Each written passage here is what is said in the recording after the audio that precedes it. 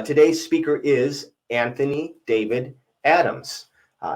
Anthony is a visionary, an inventor, an activist, an artist, an entrepreneur. He's a transformational coach and advisor for founders of the world's greatest organizations and their teams. Anthony is known for his capacity to support the world's most powerful leaders in doing deep inner work and outer work. Anthony's body of work has been featured in hundreds of media outlets. He's been on PBS, CNN, Forbes, Entrepreneur, Time, the New York Times, Huffington Post, and Fox. Some of his clients have included founders and teams from Asana, One Project, Bombas, Summit Series, the United Nations, Ben & Jerry's, Google, and the Salvation Army. His products and inventions have been sold everywhere, from Urban Outfitters to Ritz-Carlton hotels. Anthony is an advisor to SDS Capital Partners and a former World Games invitee. He holds a BA in psychology from Edinburgh University and an MS in urban planning from Wisconsin. As an activist, he's one of the country's leading voices on psychedelics and mental health reform, recently becoming the first person to hold space for an underground MDMA therapy session on national television. He's credited with being a primary catalyst in integrating race segregation proms in Southern public schools, as well as ending corporal punishment in New Mexico, which since then it's prevented millions of children from being legally beaten. I am so excited to introduce today's speaker. Give him a big, warm AGC welcome to Anthony David. Hey, thank you, Josh. Excited to be here and excited to connect with this community. As I said earlier, interacting with the screen here, hopefully we'll be able to get some of the energy across. And if there are folks here live with us, we will talk with them in the chat a little bit. Looking forward to the Zoom, and I will just kind of connect through space-time with the people who are going to be connecting and watching the replay here. As we get started here, I actually want to invite everyone who is watching this talk to really get present with what is happening inside of us. So I'm going to take a minute for us to close our eyes, take a few deep breaths into the body, and just begin to notice what sensations are alive and present for us right now as we're part of this experience. Just noticing kind of where our breath starts, where it stops. Noticing any tension in the body, any emotion, any pieces that are there that are coming to the surface. Just really welcoming everything into this space. And this is a co-creative space. Even though I'm the one doing the talking, my sense is that there are pieces for you that are going to show up just in the next 10, 15 minutes and perhaps in the talk after that really are what your nervous system, kind of what your soul needs for this next piece of your journey. So the invitation is going to be, just while you're in this place, just being fully present to like what is this radical acceptance of what is happening inside of you. Just to see, is there an intention? Is there something that you're bringing into the space with us today that you are seeking, looking for, just something that you would like to get out of this? And just connect to that intention. Take a few deep breaths. And then just let it go with no expectation, and just trust that your subconscious, that your psyche will begin to deliver little pieces to you throughout the course of the next 10, 15 minutes here. So the thing that I'm really excited about talking with you right now is this kind of intersection of psychedelics, creativity, and deep leadership. As Josh mentioned, I've had a crazy journey, a crazy career that at times has felt extremely disjointed, just from the variety of different things that I've done, from the activist work to the arts work, to the entrepreneurship work, to the coaching. But there has always been when I reflect on it, this common thread. And it really has been this sense of really following creativity, following the creative impulse, and a willingness to confront and face whatever comes up along the way. This is really the first big concept. There's a couple concepts that I'm going to introduce over the next bit of time here. But this concept that I want to introduce is this idea that your creative path, your vision, what you're seeing in the world, the thing that you are orienting towards, the vision you hold for yourself, for your family, for your business, for the world, that when you get really present to this is not just something that the world needs, but it's something that our soul needs. And what do I mean by that? The idea that our psyche, our deep intuitive wisdom is guiding us towards more wholeness, more completion, more fullness in our life. And the way that soul, that sort of the transcendent, eternal part of us, that was here before the Big Bang happened, that the way that part of us really does its work in this space-time continuum is it gives us vision. It gives us things to walk towards. It gives us a mountain to summit, or a business to build, or a family to create. And within that creative space, between where we are and where we're going, there is this opportunity to continue moving towards those visions, and to do so with a level of awareness, with mindfulness and integrity. And if we can commit to feeling the feelings and parts of ourselves that arise through that journey, we're recovering something. That it really is our soul's journey to expansion, to integration, to wholeness that we're seeking through these creative visions. And the process of sticking with that vision, following it through to completion, and allowing ourselves to process, feel, and be with the whole spectrum of experience and emotion that comes along the way, that there is a deeper purpose there, which is to deliver these parts of ourselves that get kind of wrapped up in the experience and the emotion back to ourselves. So to say this another way, our creative vision and creative process is a spiritual path. And by spiritual path, I mean a path that brings us closer to our own spirit, closer to the spirit of existence, and to be in that creative space. So what does this mean practically? What is this kind of concept of our visions, our soul's work, and that by kind of going after them with integrity and with an openness to surrender to the felt experience, that we become a more healed, more whole individual. How does that show up practically? Well, I can think of an example for myself. Kind of recently, we've been working on this project to take stewardship of an island in Panama, and really it's really been a 10-year vision, and to within that process create this space in the vision of Einstein's dream. Albert Einstein said, "How I wish there exists an island for those who are wise and of goodwill."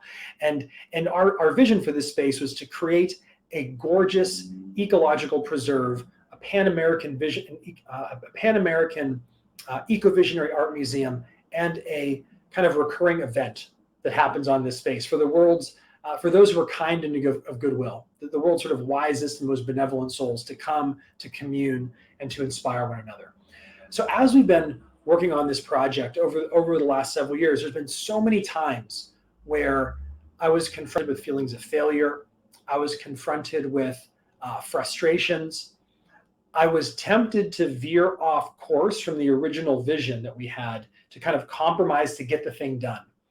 And what I recognized through that process has been the more that I'm able to surrender to the feeling, surrender to the experience, to be able to go into, oh my God, the project is failing.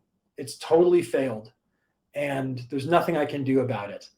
That when I've been able to surrender into that feeling, to get curious about it, to breathe with it, to welcome it, to recognize that there is some part of me caught up in this concept of what I'm calling failure, the emotions bound up in that as I breathe with it, that part of myself comes back.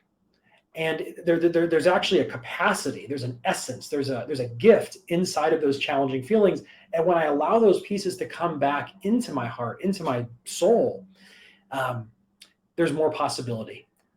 And more possibility, not just internally, but that there has been a beautiful coalescence, magic, so to speak, with the field of the universe, kind of opening itself to allow for more possibility. Things that we thought that weren't working would show up and be present. Partners that we thought we had lost kind of come back online. So this idea of just radical surrender to what is, to feel it fully and to welcome it as a wise teacher.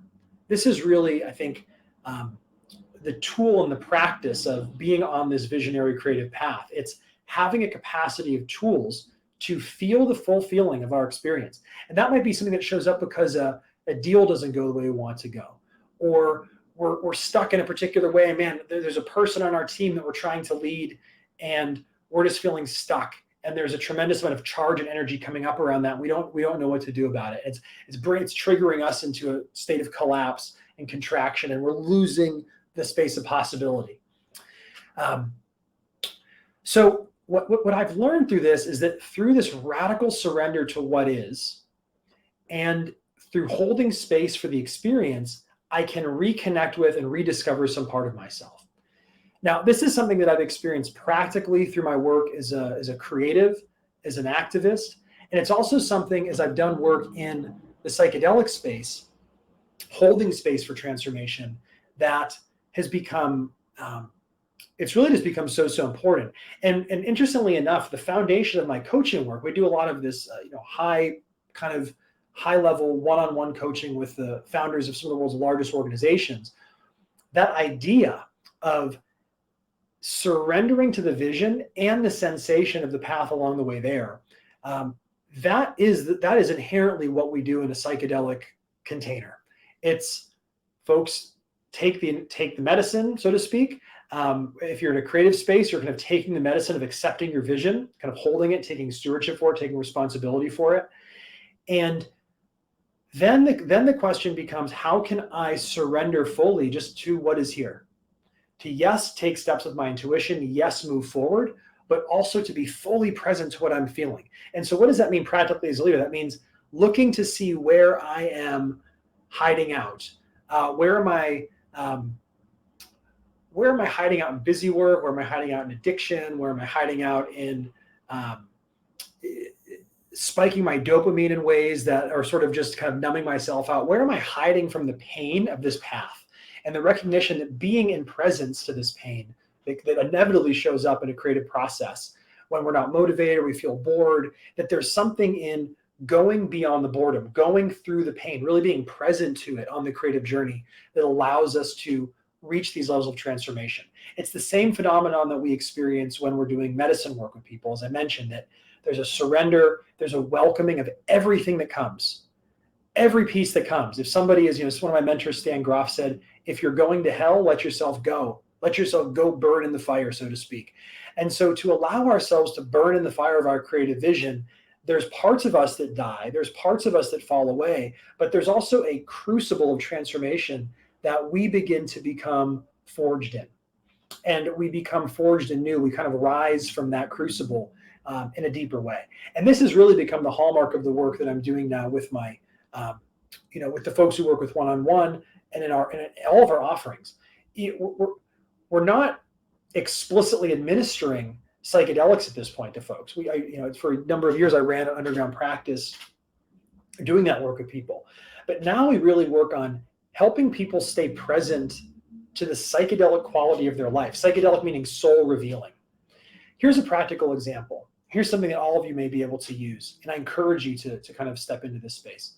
And this really touches on this deep leadership, right? This idea that in many regards, the most flexible nervous system in a system, so the most flexible dynamic nervous system, kind of the body that can hold the most range of emotion, that can be with the biggest kind of range of experience, both internally for themselves and for their team or their family or the children that they're parenting, or the sports team they're with or the nonprofit they're with, whatever the dynamic is, the person with the deepest flexibility in their nervous system is the leader of that system. They on the deepest level have the mastery and the control of that system. They're kind of the parent in a way. They're the alpha. We know that by studying the wolf pack that the alphas are the ones with the most flexible nervous system. They're the wisest, the most relaxed. They're actually not the ones off fighting and posturing for positioning and status. They're just deeply resourced in themselves, deeply relaxed and connected to the wisdom. So what does this look like practically? Well, for example, right now, what I would say is you could take any challenge you're facing, look at something relationally, close your eyes, take a few deep breaths, drop into your body. Start to notice the sensation.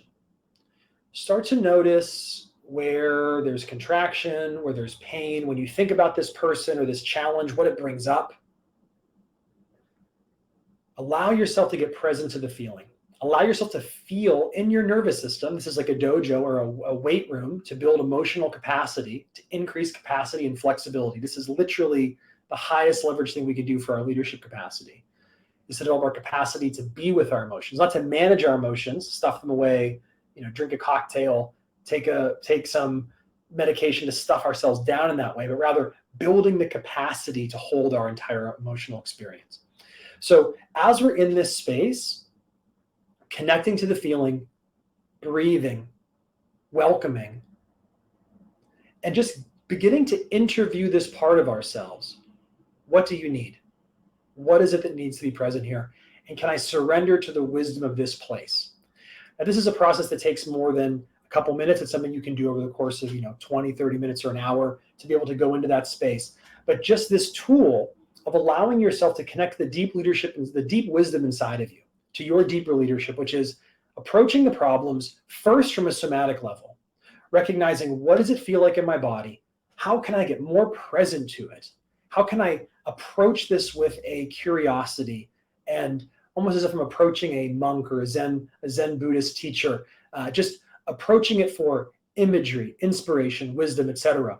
And as I get present to that, from that place, as I'm able to connect to the deeper part of myself, the deeper intelligence that's contained in perhaps the pain or the discomfort, and by staying with it, possibility increases. By embracing it, I open up into a larger degree of freedom and flexibility.